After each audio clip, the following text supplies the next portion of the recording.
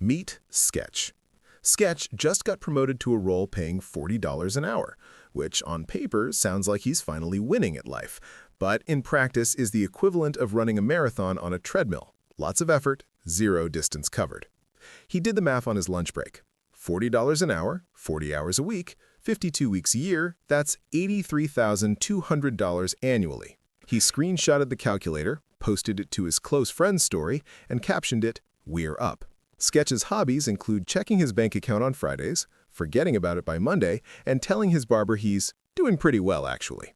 So Sketch does what any self-respecting $40 an hour earner would do.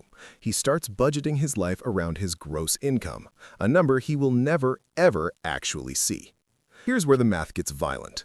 Sketch earns $40 an hour, but the IRS would like a word. Federal income tax takes about $6.20. State tax takes another $3.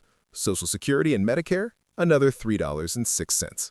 Before Sketch has opened Slack, before he's pretended to laugh at his manager's joke in stand-up, he's already down to roughly $27.74 an hour.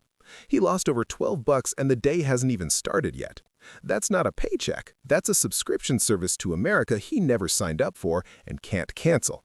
But taxes are just what the government takes. Now let's talk about what life takes. Sketch drives to work. His commute is 35 minutes each way, over an hour a day, 5 days a week. That's roughly 260 hours a year he's not getting paid for, wondering if he left the stove on. His gas is $3.60 a gallon. His insurance is $185 a month, and his car payment, for a car that exists solely to get him to a job, is $410 a month. Sketch is literally paying money to go make money. That's not employment. That's a gym membership you hate but can't quit because it's the only one in town. All in, Sketch's commute and car costs eat about $850 a month. Divide that across his working hours, and his $27.74 just dropped to about $22.85. But Sketch also needs to look the part. Business casual isn't free. He's spending $120 a month on work clothes and dry cleaning. He buys lunch near the office 3 days a week. Not Sweet Green, he's not an animal, but even Chipotle with guac at a drink is $14. That's $168 a month on meals he wouldn't eat if he didn't have a job. Coffee? He makes it at home twice a week and surrenders the other 3 days to Dunkin' because discipline before 8 a.m. is a myth. That's another $60. Between wardrobe and food, that's $348 a month, another $2 gone. We're now at $20.83 an hour, and Sketch hasn't even started paying to exist yet. This brings us to the real question. When you account for everything your job actually costs you, what do you really earn? There's a concept most people never think about called your true hourly wage. The idea is simple and devastating. Take your total income, subtract every cost associated with earning that income, then divide by every hour you actually spend on it, including commuting, getting ready, decompressing, and Sunday night dread. Because here's what no one talks about. Sketch works 8 hours a day, but he's awake for work nearly 11 hours. There's the commute, the getting ready, the 25 minutes staring at his closet like it owes him something, and the decompression period where he sits in his car in the parking lot for 10 minutes because he needs a moment before walking inside and pretending to be a person again. All in, Sketch gives his job about 55 hours a week, but gets paid for 40. So, let's finish the math. Sketch's gross pay? $83,200. After taxes, roughly $57,700. After commuting and car costs, $47,500. After work clothes, food, and coffee, $43,324. Now divide that by his real hours, 55 hours a week, 50 weeks a year. That's 2,750 hours. $43,324 divided by $2,750. Sketch's true hourly wage is $15.75.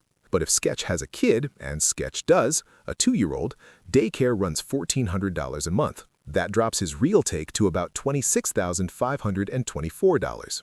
$9.64 an hour. Let that sit.